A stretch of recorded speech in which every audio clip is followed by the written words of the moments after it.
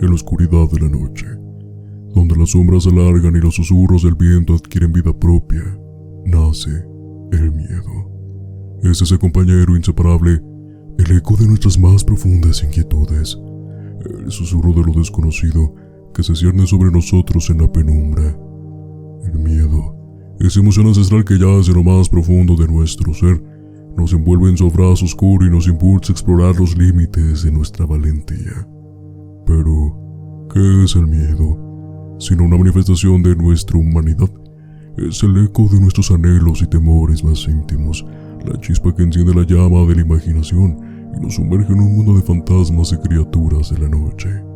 Aunque pueda parecer un enemigo, el miedo nos une de una manera única.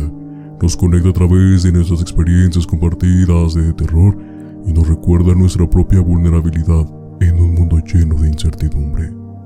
Bienvenidos a Miedos Nocturnos, un viaje a través de las sombras de la noche, donde exploraremos los rincones más oscuros de la mente humana y nos sumergiremos en las profundidades del miedo. Acompáñanos mientras desentrañamos los misterios de lo sobrenatural, compartimos historias de horror y nos sumergimos en el fascinante mundo de lo desconocido.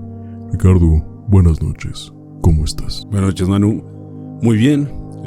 Muy contento de volver a estar aquí en esta mesa para conversar otro tema del mundo de los conocidos, saber de qué platicaremos hoy, qué nuevo tema traemos a nuestra conversación, que generalmente es de manera cotidiana que llegamos a tener, pero que con nuestro público es de manera semanal para que también ellos se puedan interesar y también querer abordar más sobre estos temas que usualmente no son tan populares en muchos casos, pero que la historia nos deja un pequeño recuerdo de que es necesario tocarlos. Entonces, más que feliz, estoy un poco intrigado por saber cuál es el tema del día de hoy, mi amigo.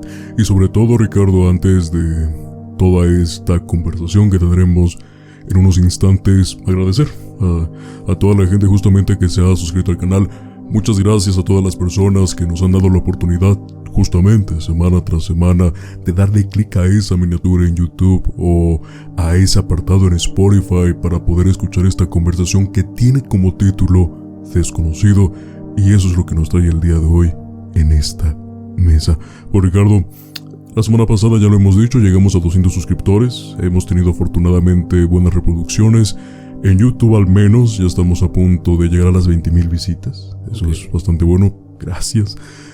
Por otro lado, en Spotify igual ya estamos a punto de llegar a una cifra de reproducciones bastante buena para poder comenzar y posicionarse. Así que, gente, en verdad, muchas gracias. Y de igual manera, invitarlos a que recomienden el canal, a que sigan consumiéndolo para que esta comunidad se haga aún más grande. También, Ricardo, antes de comenzar, como siempre, tenemos veladoras negras, pero por lo regular no aparecen por el tema del posicionamiento de la cámara, pero para que vean que estamos en el mod. Y también tenemos unos vasos, son unos vasos, ¿no? Tarros. Unos tarros de color rojo que son de calavera, justamente por el tema de la Spooky Season, que bueno, aquí en este canal todos los meses son octubre, así que... Bueno, más que mencionar, intentamos tenerlo de toda esta manera para que estemos en ambiente. Pues bueno, Ricardo, el tema del día de hoy, fíjate que estaba buscando de qué platicar. Sé que este mes principalmente podemos hablar más sobre brujería, misticismo, satanismo, todo lo que conlleva como tal un terror más gradual. Pero dentro de esta categoría también, justamente, está lo desconocido. El tema del que vamos a hablar el día de hoy es el de D.B. Cooper, uno de los casos que hasta la actualidad todavía sigue sin resolverse y que supongo que va a pasar de generaciones en generaciones antes de que alguien más descubra la identidad de este ser. Para ponerles un poquito de contexto, más adelante vamos a platicar de ello, pero la pregunta inicial es, ¿tienes alguna idea de D.B. Cooper sobre este acontecimiento? Pues sí lo tengo. Por fortuna es un caso que no deja de sorprenderme, a pesar de que con los años ya lo llegué a conocer antes. Creo que lo propio que te puede dejar intrigado, tú lo acabas de decir, es un caso sin resolver. Es un spoiler a final de cuentas, pero es un caso que por sí mismo te puede generar muchas preguntas sobre cuando una mente que tiene un plan, a lo mejor ni siquiera de cometer daño, ¿no? Pero que puede causar terror y sabe mantenerse paciente, calculador, puede ser prácticamente rondar en lo perfecto para cometer su crimen, te puede dejar todo este tipo de incertidumbre de por qué este tipo de cosas no se pueden resolver en su momento de manera tan rápida y eficaz, inclusive por las personas más calificadas que tienen más experiencia en esto, ¿no? Hay que recordar que entre los 70s y los 80s empezaron a ser ya más fuertes las agencias de investigación internacionales. Entonces, este caso por sí mismo nos deja no solamente el enigma de si los crímenes pueden ser simplemente limpios, solamente te deja otra. Los crímenes de verdad pueden ser perfectos y creo que en este caso no nos va a decepcionar. Creo que como una referente, no exactamente de este tema, pero sí sobre los robos, el robo perfecto, siempre vamos a tener historias que contar hacia nosotros en la pantalla grande, ¿no? Creo que es como que la base que tenemos como una sociedad moderna, porque obviamente recordemos que en el viejo oeste es como se da esta iniciación sobre los robos perfectos a los bancos, los forasteros. Tenemos, no recuerdo, hay un forastero que se llamaba el adolescente, que se apodaba el adolescente, pero no recuerdo el nombre, que era muy popular y de hecho nada más existe una foto de él, ¿no? Entonces es lo mismo, ¿no? Es este misterio que lo rodea. Entonces, al igual que él, D.B. Cooper entra en esto, pero la realidad es que no hay nada aquí en absoluto. Ricardo, para poder introducirnos al tema, justamente te voy a compartir tanto a ti como a nuestra audiencia la introducción. En lo profundo de los cielos sombríos, una figura enigmática desafió el orden establecido, dejando tras de sí un misterio que ha desconcertado al mundo por décadas. D.B. Cooper, un hombre que evoca imágenes de audacia y oscuridad, protagonizó uno de los actos más desconcertantes de la historia criminal.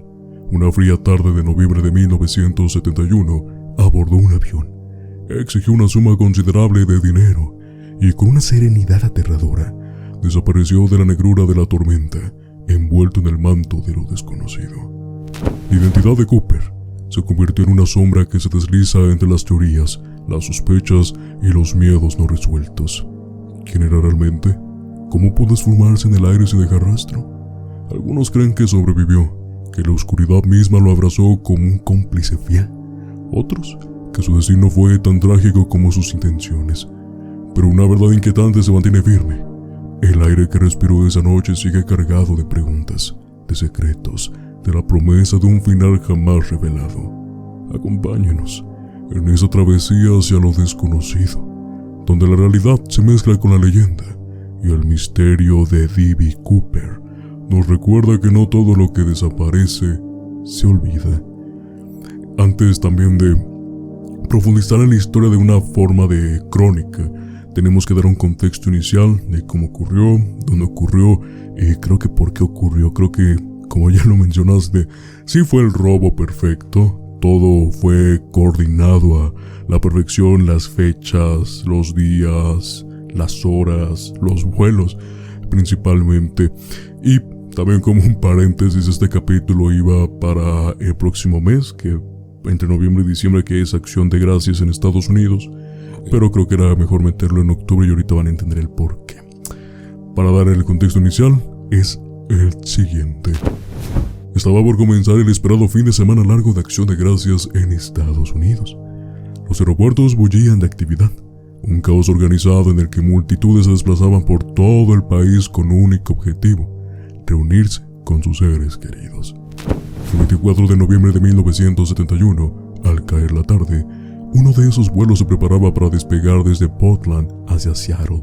Se trataba del vuelo 305 del Northwest Orient Islands, un trayecto corto, apenas 35 minutos de duración, con 36 pasajeros a bordo. En aquellos días, volar era una experiencia distinta. Los aviones, como el Boeing 727, que ocupaba el cielo esa tarde, ofrecían espacios de sobra, sin las apretadas filas que hoy conocemos. El lujo estaba a la orden del día, Las aerolíneas buscaban cautivar a los pasajeros con comidas exquisitas, bebidas y toda clase de atenciones, haciendo del vuelo una experiencia placentera. Nadie imaginaba que aquel viaje aparentemente rutinario, la historia estaba a punto de torcerse hacia el misterio y la intriga. En el mostrador de entrada al vuelo, minutos antes del despegue, un hombre de aproximadamente 40 años se acercó con paso firme, con discreción. Compró su pasaje, pagando en efectivo. Cuando le preguntaron su nombre, respondió sin titubeos: Dan Cooper. Su apariencia era la de cualquier hombre de negocios común, vestido con un implacable traje negro, corbata angosta del mismo color y una camisa blanca inmaculada. Llevaba un abrigo gris sobre los hombros y como único equipaje, un maletín. Parecía un pasajero más, alguien que regresaba a casa tras una larga jornada de trabajo. Tras abordar el avión, Dan Cooper se dirigió a la última fila, eligiendo un asiento solitario al final de la cabina. Nadie sospechaba de este hombre silencioso y elegante. Estaba a punto de llevar a cabo uno de los actos más intrigantes en la historia de la aviación. Antes también de continuar con todo este tema, creo que incluso la misma historia ya nos va coordinando lo que aparece, ¿no? Lo que va a pasar hasta cierto punto. Sí, realmente creo que hasta en su apariencia fue meticuloso, fue como muy calculador al decir: voy a llevar un estilo en el cual no parezca ni sobresaliente ni tampoco esté muy dejado, ¿no? O sea, que no pueda verse la mente criminal, que no se pueda dar la apariencia criminal ante los demás y que lo puedan percibir, pero también una simple persona que pueda a lo mejor estar trabajando en una gran empresa y vaya a hacer algún trato ese mismo día, o terminó de hacer un trato y se fue a descansar a su casa, a buscar a su familia. Lo del maletín yo creo que ya nos da el primer indicio de lo que se viene, porque generalmente ese tipo de personas, ¿qué le vas a dudar? ¿Qué le quieres revisar? Realmente nada, ¿no? O sea, te das cuenta de que se estudió él mismo el perfil de la persona en imagen que podría representar para no levantar ninguna sospecha, y aparte tener una imagen totalmente pulcra, toda la seguridad, toda esta firmeza. Lógicamente convences a cualquiera de que tus intenciones, de lo que piensas hacer a futuro, no tienes ni siquiera nada tramado de cometer un crimen en ese momento. Y mencionas algo muy importante, que la vestimenta es algo justamente planeado totalmente, porque sí, pasa como alguien más. Y teniendo el contexto completo de que era Día de Acción de Gracias, muchos terminaban de trabajar y directamente un vuelo para ver a la familia. El primero que se tratara, no importaba la hora ni el precio, pero era llegar, porque sabemos muy bien que el Día de Acción de Gracias es sumamente importante, al menos en la cultura estadounidense. Entonces, alguien simplemente que cargaba con un maletín, traje negro, elegante, un trabajador más, que mal puede llegar a ser, ¿no? Sí, exactamente. Es lo que estábamos tratando de como de hilar, ¿no? Al momento de tratar de dar la introducción, ¿no? Por eso es que, como tú lo acabas de mencionar, es el crimen perfecto no solamente por lo que vamos a contar después, bueno, lo que vas a contarnos después, sino porque también en esencia y sin conocer la historia te puedes empezar a comprender, a ver cuáles similitudes y cuáles reacciones puede existir entre todo un plan de trabajo bien estructurado para llegar a su objetivo, que en este caso es algo que pues nadie esperaría. Para continuar con la historia de D.B. Cooper, Ricardo, vamos a adentrarnos ahora en las acciones que pasaron ya con el avión en el aire. Cooper pidió un bourbon sin hielo y un 7-Up, bebidas que, según su preferencia, podrían mezclarse o no. Cuando la azafata Florence Schaffner se acercó con el pedido, él entregó un papel doblado en dos. Florence, con solo 23 años, encarnaba la imagen clásica de las azafatas de la época: belleza juvenil, simpatía casi ensayada y un uniforme que resaltaba su esbelta figura. Su sonrisa, perfectamente calculada, no mostraba señales de incomodidad ni entusiasmo, algo que había aprendido a manejar en su trabajo frente a los constantes intentos de filtreo y propuestas inesperadas de algunos pasajeros. Sin pensarlo mucho, guardó el papel en su bolsillo, suponiendo que sería una nota amorosa más. Pero la tranquilidad del momento se rompió cuando Cooper, con una voz firme, aunque sin levantar la voz, Le indicó que debía leer la nota de inmediato. Al desplegar el papel, Florence se encontró con una declaración que la sacó de su rutina. Tengo una bomba en mi maletín. Este avión está secuestrado. Si no cumplen mis demandas, la detonaré. Las letras mayúsculas claras y bien escritas no dejaban espacio para la duda. La joven azafata, en un primer instante, trató de leer el rostro del hombre frente a ella, buscando alguna señal que indicara que se trataba de una broma. Pero los ojos de Cooper, llenos de determinación, despejaron cualquier duda. Fue entonces cuando notó el maletín negro reposado sobre sus piernas. Con una calma que resultaba perturbadora, el hombre le pidió que tomara asiento junto a él. Obedeciendo, Schaffner se sentó y Cooper, con movimientos lentos y metódicos, abrió el maletín. Dentro, Florence pudo ver unos breves segundos lo que parecía ser 8 cilindros rojos conectados a una batería con cables de diversos colores. No había duda, le estaba mostrando la bomba. Sin dejar que el pánico la dominara, Florence escuchó con atención las instrucciones del secuestrador. Con una voz casi sin emoción, Cooper le ordenó que transmitieran sus demandas al comandante: $200,000 en billetes no marcados, 4 paracaídas y que el avión fuese recargado de combustible al aterrizar en Seattle. El destino del vuelo y de todos a bordo acababa de cambiar drásticamente. Lo que más me llama la atención, de este caso, Ricardo, es la tranquilidad con la que estaba Cooper. Digo, a comparación, lamentablemente, de otros secuestros en aviones, pues recordemos que luego llegan a ser frenéticos, ¿no? Llegan a ser escandalosos, por ideales políticos, etc. Pero en esa ocasión, un hombre calmo, sin nada que perder, mostrando realmente con toda la tranquilidad posible lo que iba a pasar si no cumplían sus demandas. Sí, realmente es todo lo que acabas de mencionar. Creo que esa parte de la serenidad, yo creo que estoy redundando en mi comentario anterior, te deja entrever que, pues, yo no voy a perder a final de cuentas, porque sale más perdiendo toda la gente que va a estar aquí. ¿Qué vale más? ¿40 vidas a bordo o entregarme 200,000 en efectivo, ¿no? Y que se cumplan mis demandas? Ahora también comprender algo: que ¿qué hubiera pasado si la azafata hubiera perdido el control? Porque yo creo que también te deja ahí esa duda, esa incertidumbre, ¿no? Que hubiera tomado el pánico, que la misma gente hubiera visto que estaba en pánico, porque yo creo que inclusive hasta en casos en donde no tenemos necesariamente que hablar de secuestros de avión, ¿no? Simplemente con accidentes aéreos, donde se da a conocer lo que pasa con las cajas negras, donde se empieza a escuchar las conversaciones entre piloto, copiloto, azafatas y tripulación completa. Te das cuenta que se puede perder el control muy fácilmente cuando está en riesgo la vida, y aquí estaba en riesgo la vida. También hay algo que hay que rescatar, es que la cooperación de parte de la azafata fue fundamental también, porque no generas pánico entre la gente, mantienes un perfil en el cual tu semblante también comparte esa seguridad, ¿no? O sea, también ya sé cómo pueden ir las cosas, controlo mis emociones y no pierdo ni tantito la estirpe, ¿no? Por decirlo así de algún modo, ¿no? Como mantener tu perfil de todo está bien, todo va a estar bien, tenemos que transmitir esa seguridad, que aparte es parte de la labor.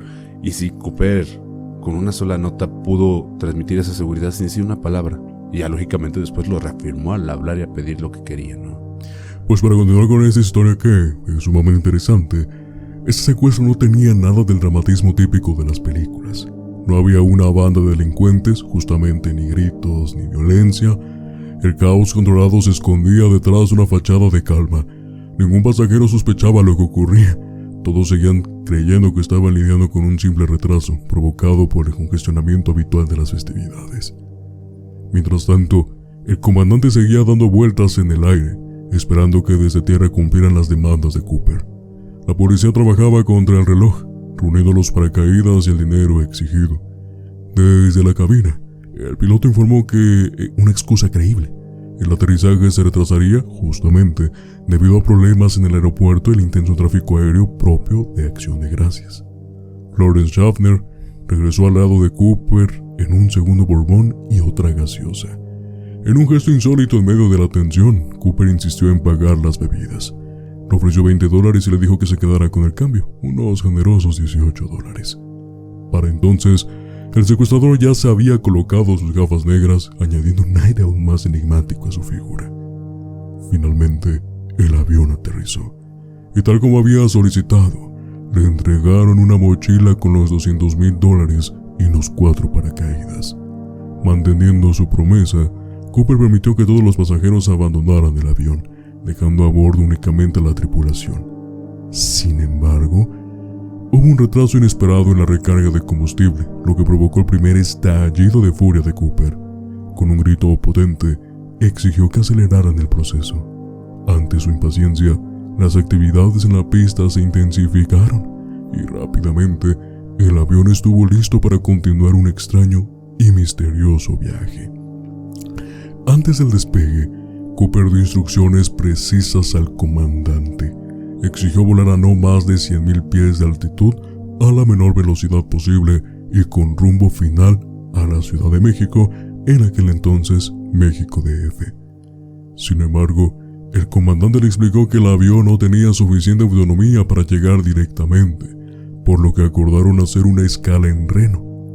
Cooper también exigió que la puerta trasera permaneciera abierta y la escalerilla desplegada durante el vuelo.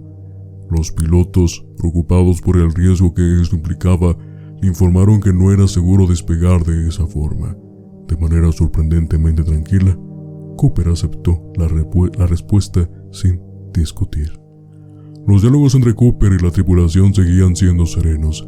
Parecía estar decidido a demostrar que no representaba una amenaza para ellos.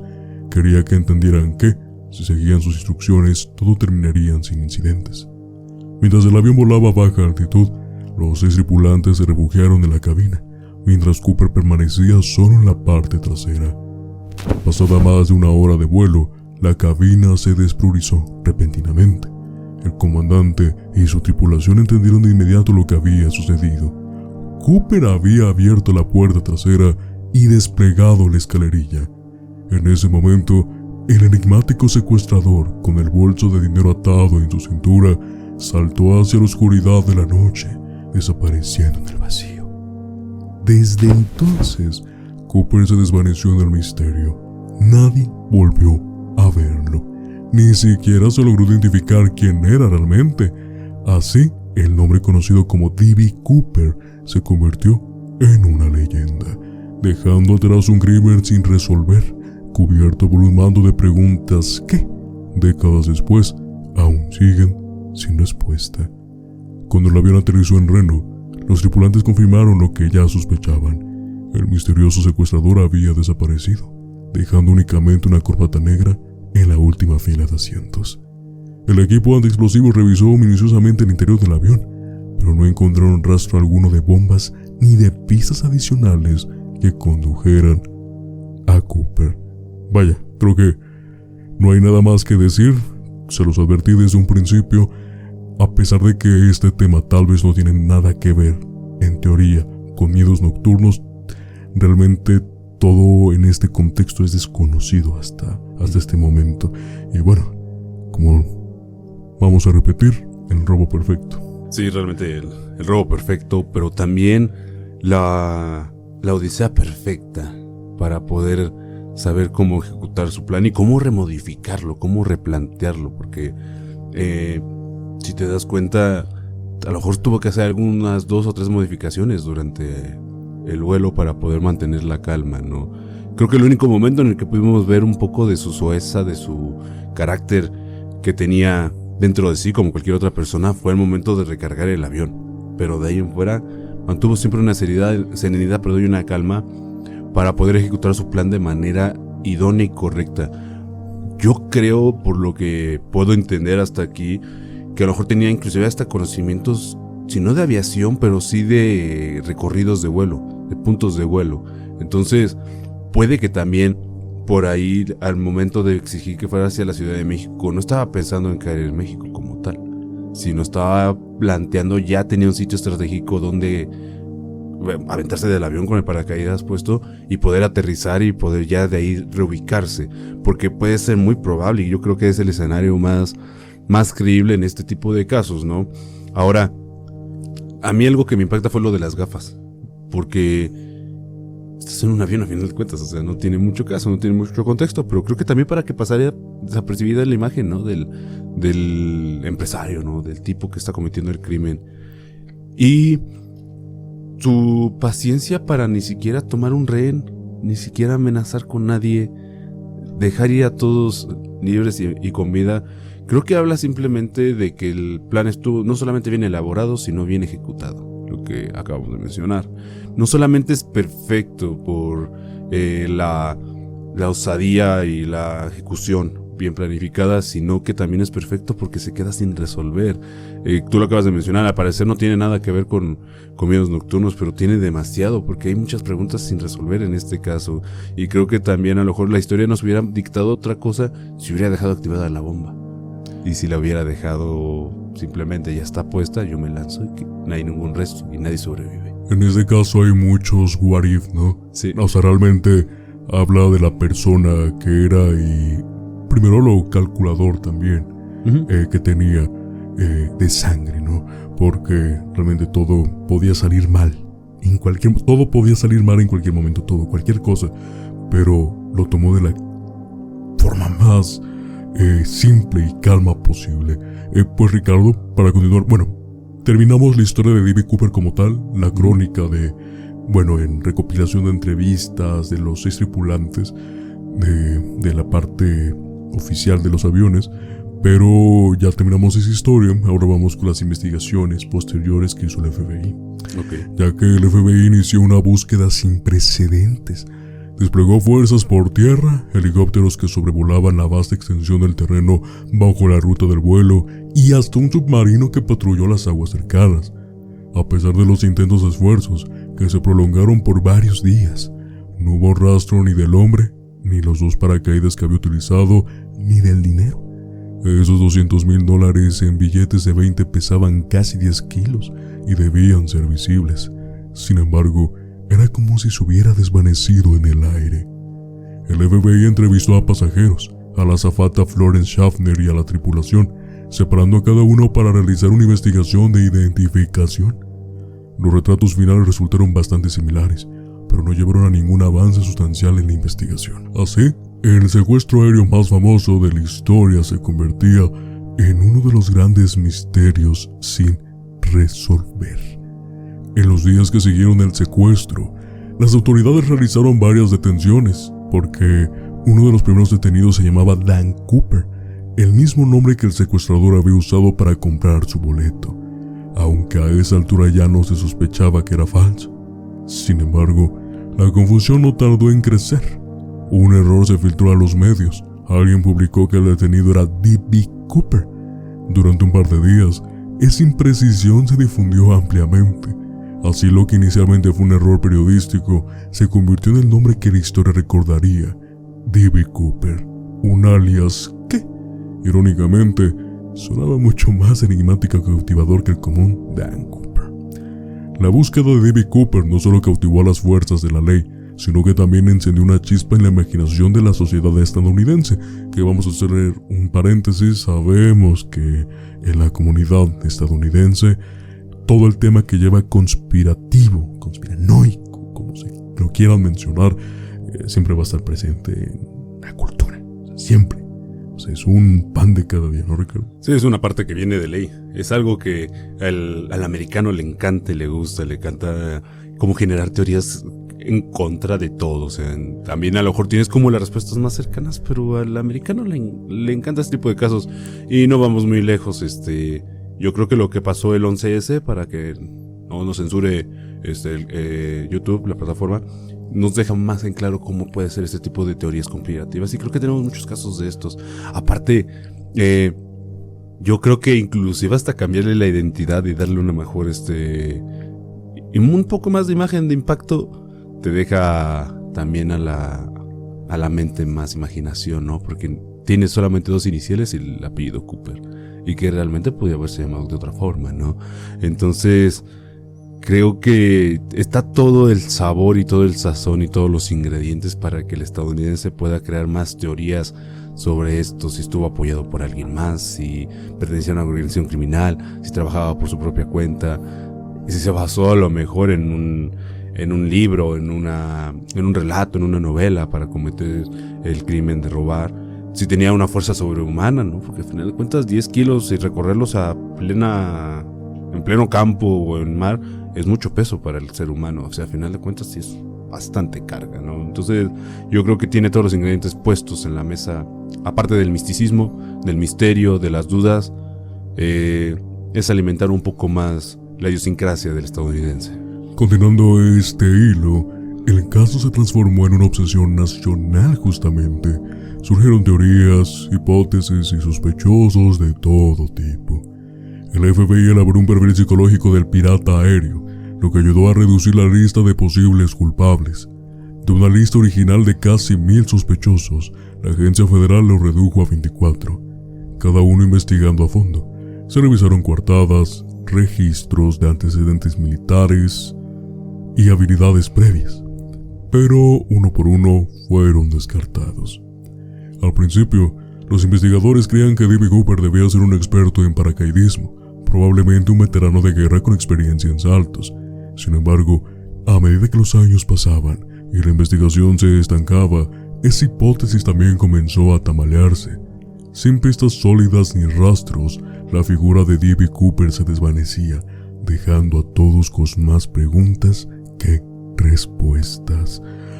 Todavía hay que continuar con esta historia, pero antes de dar todavía una conclusión o intentar dar una, curiosamente cuando algo es misterioso también puede dejar un legado.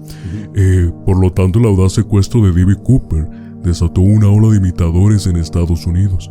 Durante 1972, un año después, se registraron al menos 15 incidentes que copiaron su método. Sin embargo, a diferencia de Cooper, ninguno de esos delincuentes logró salir impune. Muchos de ellos consiguieron saltar del avión y aterrizar sin ser detectados, pero la mayoría fue capturado en cuestión de horas. Algunos incluso cometieron errores fatales. En un caso, un ladrón dejó caer su bolsa de dinero al vacío antes de saltar, condenando su intento al fracaso. Hubo un episodio particularmente notable. Un precursor de Cooper, que trató de ejecutar un secuestro similar apenas 15 días antes, fue detenido por los propios pasajeros. Mientras se preparaba para ponerse el paracaídas, dejó su arma de lado, lo que le permitió que uno de los viajeros le tomara lo apuntara. Y así terminó su aventura, demostrando que la audacia de Cooper había inspirado, pero también había expuesto las debilidades de aquellos que intentaron imitarlo. Todavía hasta este punto hay mucho misterio, realmente no se llega a nada aún, pero para la fecha que estamos hablando todo esto, que ocurrió en 1971, y ya lo hemos dicho antes en otros episodios, que tiene que pasar algo para que una institución privada tenga que reforzar algo dentro de ella. Y en el caso de D.B. Cooper fue así.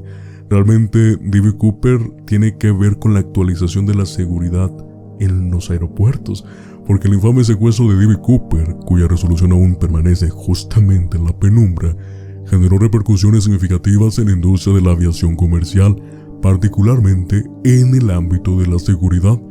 A raíz de este incidente, se llevaron a cabo cambios radicales en la manera en que se controlaba tanto el equipaje como a los pasajeros antes de abordar los vuelos.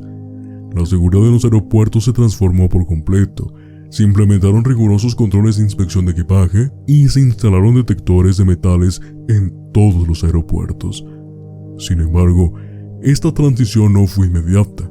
En 1972 se produjo una serie de secuestros que reflejaban la falta de estas medidas, lo que llevó a un intenso debate sobre el equilibrio entre la seguridad y las libertades individuales.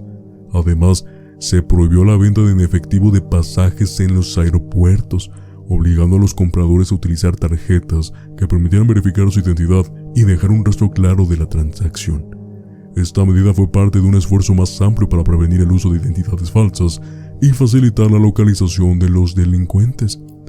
Finalmente, D.B. Cooper también dejó su marca en la tecnología de la aviación con la creación de un dispositivo que justamente lleva su nombre, la Cooper Band. Este mecanismo es una llave externa instalada en el fuselaje de los aviones que permite abrir la puerta trasera únicamente desde el exterior, añadiendo una capa adicional de seguridad y evitando que situaciones similares puedan ocurrir en en el futuro. Antes también de pasar, creo que dejó tanto cosas buenas como cosas malas el caso de D.B. Cooper. Sí, claro. En su momento, lamentablemente, que personas intentaran imitar este modus operandi que para muchos realmente fue un idiotez. Y por el otro lado, realmente que la seguridad en cuestión de aviación justamente se reforzara, porque aparentemente antes era mucho más fácil y accesible viajar. Hoy en día sí son varias puertas de seguridad, desde que entras primero a la sala de espera, ya después cuando tienes que detectar primero qué tienes en tus maletas, si realmente eres la persona que compró el boleto, luego saber qué cosas no puedes llevar, después cuántos kilos no puedes llevar. Entonces muchas cosas mejoraron y otras se perjudicaron. Sí, realmente creo que fue un parteaguas, ¿no? En el mundo de la aviación comercial. En la aviación comercial nada más. Porque yo creo que dejando de lado lo risible que fue que también quisieran imitarlo, pero lo mencionaste perfectamente, dejó a la vista todo lo vulnerable que era el sistema de aviación comercial en ese momento. Entonces empezar a implementar esas medidas de seguridad y que se empezaran a replicar no solamente en Estados Unidos, porque esto fue un replique a nivel global. Fue un caso que terminó no impactando a una nación entera, sino a toda una red entera de un comercio establecido que se adjudica a la aviación. Entonces, estas medidas de seguridad, a final de cuentas, son muy buenas, pero sabemos que las mentes criminales se han dado a la tarea de poder empezar a saltárselas.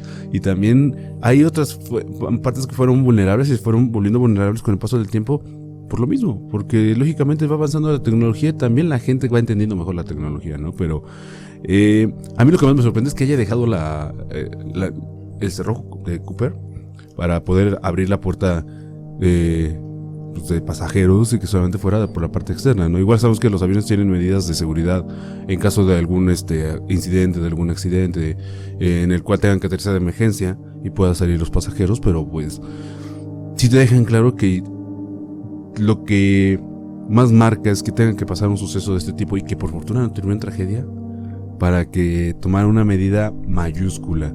Y yo creo que en un principio se hubiera quedado sido un caso aislado, no hubieran tomado estas medidas al 100% como tenían que hacerlo.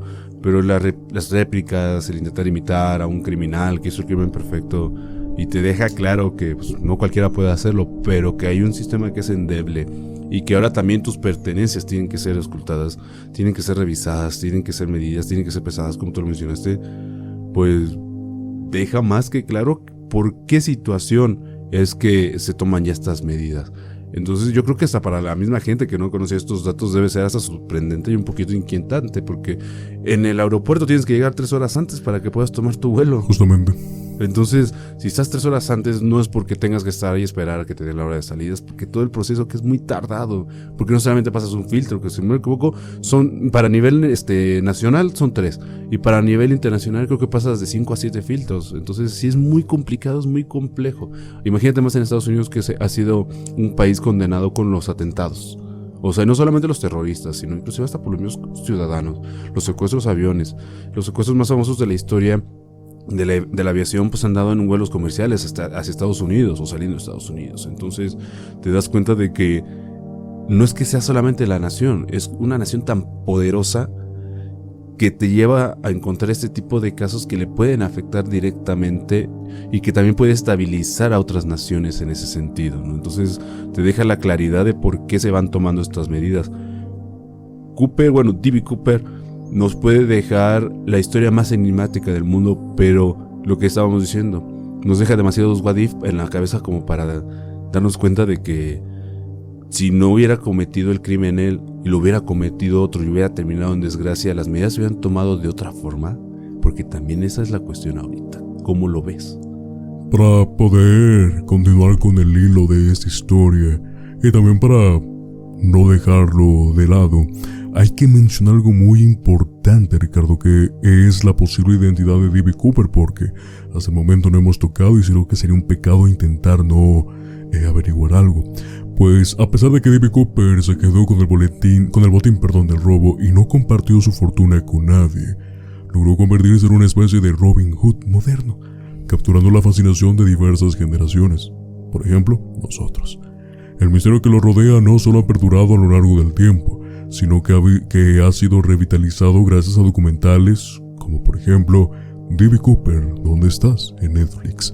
Esta producción de 4 capítulos narra la obsesión de un investigador privado que, convencido de haber identificado al enigmático Cooper, sigue la pista de un sospechoso principal, Robert Rastrow, un excombatiente de Vietnam con un pasado tumultuoso, incluido un juicio por el asesinato de su padrastro durante los años 70. El caso de Cooper siguió siendo objeto de interés y tras la emisión del último capítulo de la serie, el FBI cerró oficialmente la investigación, 45 años después del suceso, dejando abierta la posibilidad de reabrirla si se presentaba nueva evidencia.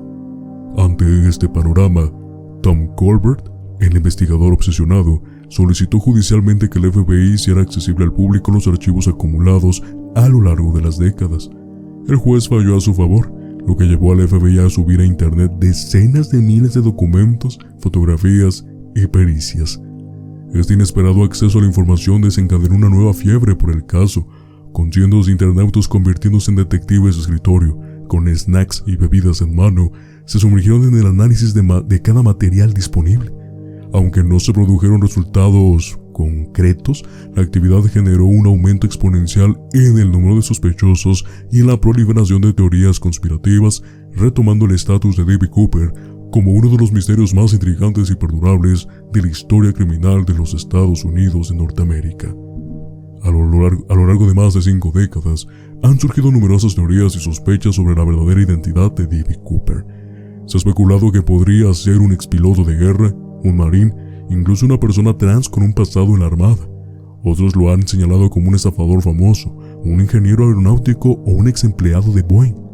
Algunas versiones aún más fantásticas sostienen que nunca fue capturado porque la CIA lo protegió, argumentando que Cooper estaba involucrado en misiones secretas para la agencia y que su habilidad para evadir la justicia fue parte de un encubrimiento estatal. La única pista tangible que se ha encontrado hasta ahora fue un fajo de $6,000 en mal estado, que un niño descubrió en una playa en el año de 1980. Los billetes, aunque deteriorados, fueron rastreados hasta la suma que D.B. Cooper había exigido, ya que su numeración coincidía con la del dinero entregado durante el secuestro.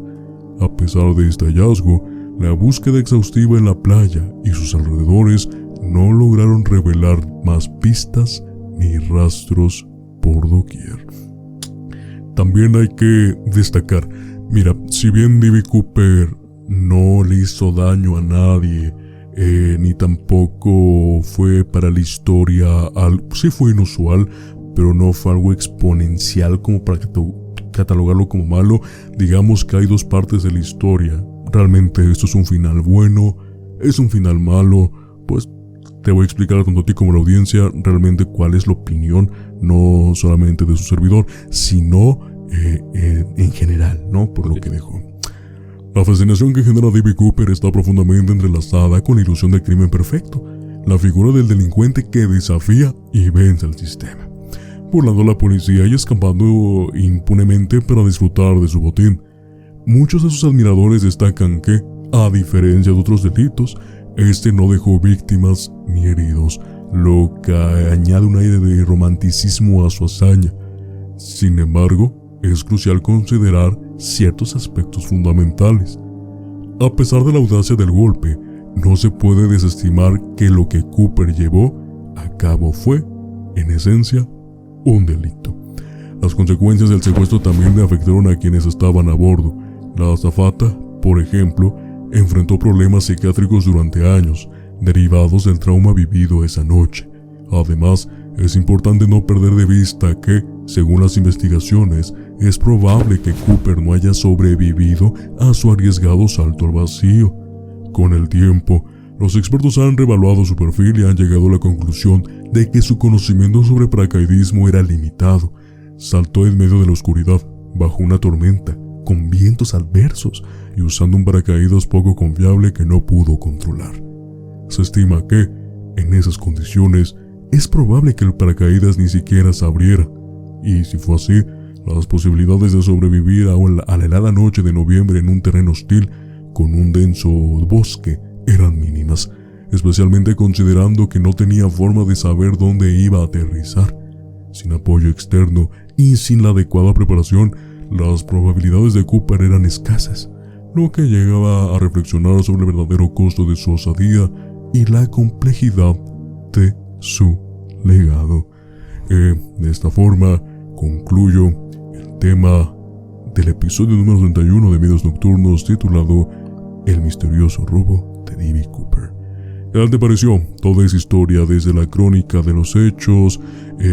Posteriormente ya lo comentaste, la seguridad que dejó ante la Unión Americana, y finalmente el intento de revelar quién era, que hasta la fecha continúa siendo un misterio, y finalmente que entre las conclusiones tal vez incluso no pudo sobrevivir. Creo que también no me he puesto a analizar esa parte de que a lo mejor no tenía ni siquiera conocimiento de paracaidismo. Creo que con esa parte final es con la que me quedé pensando ahorita.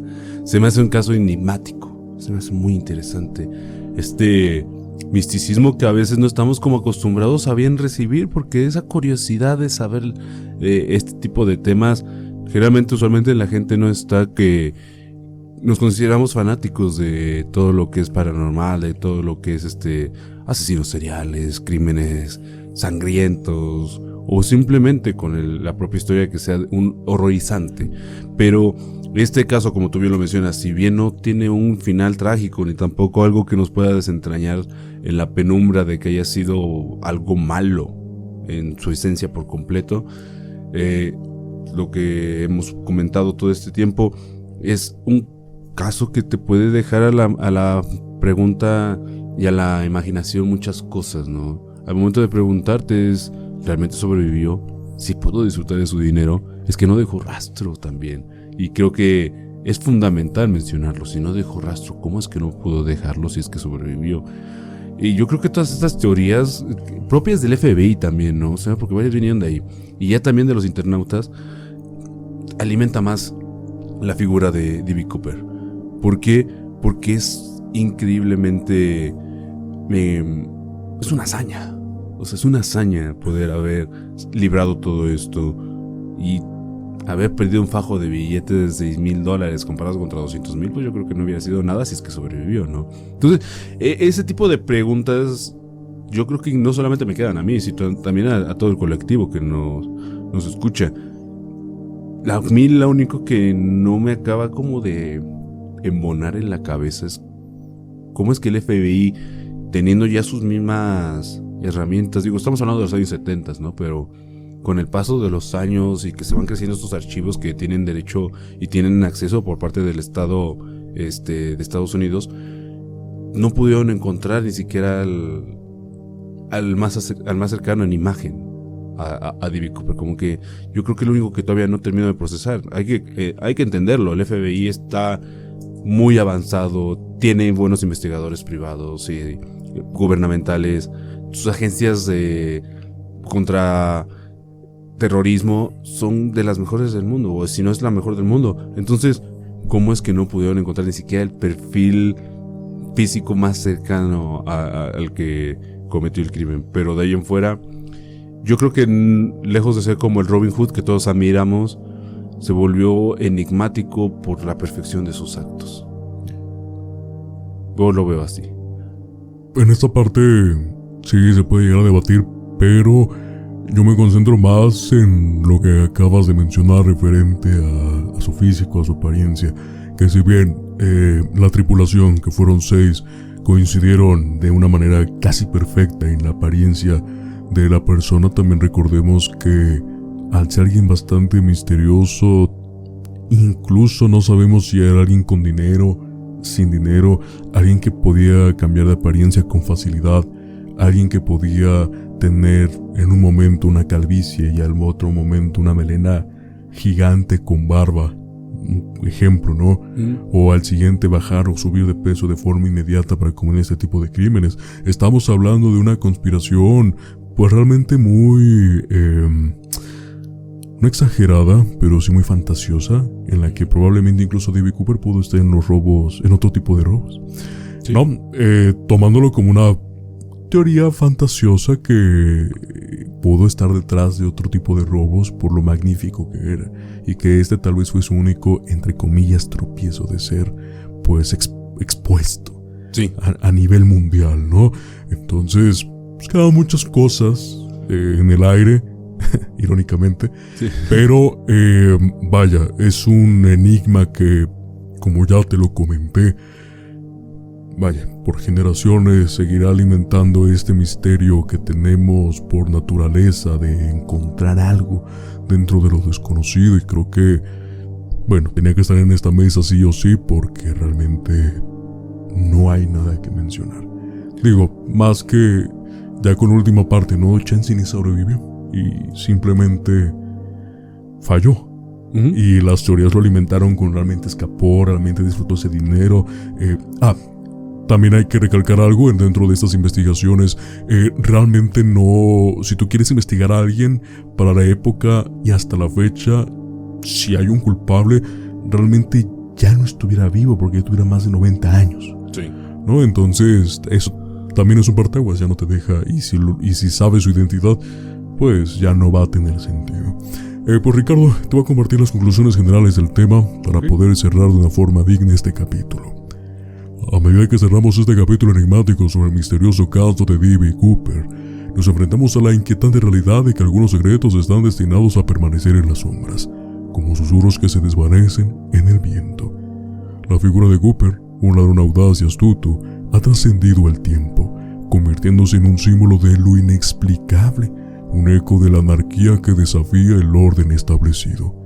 A través de las teorías y especulaciones, hemos explorado un laberinto de posibilidades, cada una más intrigante que la anterior. Sobrevivió a su salto, encontró la libertad que tanto anhelaba o se convirtió en una víctima de su propia ambición. La verdad, como una nube espesa, se escapa de nuestras manos, dejando solo fragmentos de una historia para que los curiosos los persigan. Así, el caso de D.B. Cooper sigue siendo en la memoria colectiva, un recordatorio de que la vida está llena de misterios sin resolver y que a veces la fascinación por lo desconocido es lo que realmente nos atrapa.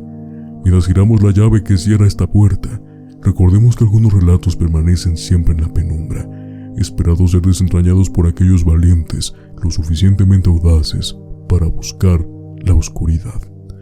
Ricardo, nuevamente, de esta manera, concluimos el episodio número 31 de Miedos Nocturnos. ¿Qué te pareció el tema de D.B. Cooper? Bastante enigmático, ¿no? Sí, demasiado misterioso, demasiado... muchas preguntas, muchas cosas a la imaginación. Y creo que hasta inclusive de manera personal te deja muchas teorías pensando en la cabeza de lo que pudo haber pasado, de cómo pudo haber sido el final, ¿no? Este caso particularmente me recuerda a otro que yo sé que en algún momento lo vamos a tocar acá, pero me recuerda mucho al asesino del Zodíaco, por ese tema, porque como es un caso sin resolver y que aparte de algún modo pudo jugar bien las cartas a su favor para que no fuera descubierto, te deja este tipo de sensaciones que también, no digo, el asesino del Zodíaco, pues es el asesino del Zodíaco, que es un tema no solamente intrigante, sino también sus crímenes, cómo fueron sucediendo y cómo daba las pistas. Pero aquí, a pesar de que no va dando pistas para poderse ser perseguido, te deja esa sensación igual, ¿no? De que qué tan bien planeado puede estar algo para que no seas descubierto y que tu mismo caso quede archivado en el olvido, ¿no? Digo, hay que ser honestos, ya al momento de que ya le cierran la investigación, pues sabes que el caso ya no tiene caso resolverlo. Y poder resolverlo también indicaría, pues, solamente tratar de darle un poquito de calma al fanatismo, ¿no? A su propio fandom que se fue generando con el paso del tiempo. Entonces, tú lo pusiste muy bien. Es enigmático, es misterioso y es fascinante saber que hay crímenes que pueden ser cometidos a la perfección y sin dañar a nadie. Sí, es un tema bastante interesante que seguiremos pues comentando de generaciones en generaciones y que en algún momento puede ser que sí, puede ser que no, se revele su identidad. Ricardo, nada más recordarle a la gente que se puede suscribir al canal, tanto en YouTube como en Spotify, y así seguirnos en nuestras redes sociales. Recuerden, @Miedos Nocturnos Podcast en casi todas las redes sociales, a excepción de X, antes Twitter. Ahí estamos como @Miedos Podcast. Ricardo, pues sin nada más que mencionar por el capítulo del día de hoy, te agradezco por estar en esta mesa nuevamente. Gracias. Y simplemente te deseo una muy buena noche. Muy buenas noches, amigo.